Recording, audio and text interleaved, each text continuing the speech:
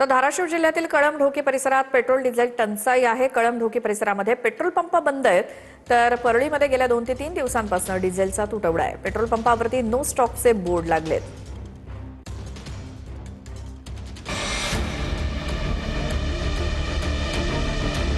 बीड आणि धाराशिवमध्ये पेट्रोल आणि डिझेलच्या तुटवड्यामुळे पेट्रोल पंप बंद झालेत।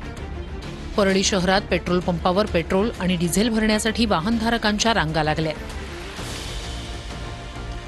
गेल्या 2 ते 3 दिवसांपासून डिझेल उपलब्ध नसल्यानं नागरिकांच्या अडचणी वाढल्यात। शेतीच्या मशागतीच्या कामांनाही डिझेल मिळत नसल्याची तक्रार आहे। बीड जिल्ह्यात पेट्रोल डिझेलच्या तुटवड्यामुळे पंपावर नो स्टॉकचे बोर्ड लागलेत। जालना जिल्ह्यातील शहागड हद्दीपासून अनेक पेट्रोल पंपांवर इंधन उपलब्ध नाहीये। पेट्रोल आणि डिझेल मिळत नसल्यामुळे वाहनधारकांना मनस्ताप सहन करावा लागतोय। धाराशिव जिल्ह्यातील कळंबढोकी परिसरातही पेट्रोल डिझेलची टंचाई पाहायला मिळतेय। अनेक पेट्रोल पंप पेट्रोल डिझेल नसल्यानं बंद आहेत, त्यामुळे शेतीच्या मशागतीची कामं ठप्प पडली आहेत। लातूर जिल्ह्यात अनेक ठिकाणी पेट्रोल डिझेलचा तुटवडा निर्माण झालाय। जिल्ह्यात अनेक ठिकाणी पंप स्टॉक नसल्यानं बंद ठेवण्यात आलेत।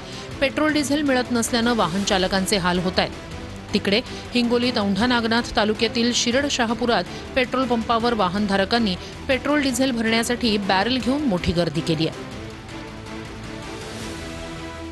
पेट्रोल पंप चालकांनी जे आहे ते तब्बल 6 तास पेट्रोल पंप बंद ठेवला होता आणि हे 6 तास पेट्रोल पंप बंद असल्यामुळे वाहनधारकांनी जे आहे ते याच गणपती पेट्रोलियम पेट्रोल पंपाकडे मोठी डिझेल भरण्यासाठी गर्दी केलेली आहे। आपण बघतोय जेसीबी आहे आणि या जेसीबी मध्ये जे आहेत ते मोठमोठाले बॅरल जे आहेत ते या ठिकाणी बॅरल आपण बघतोय की या जेसीबीच्या पुढच्या टोपल्यामध्ये जे आहेत ते मोठमोठाले बॅरल घेऊन जी जेसीबीच्या सहाय्याने डिझेल भरण्यासाठी रांगा लागल्या।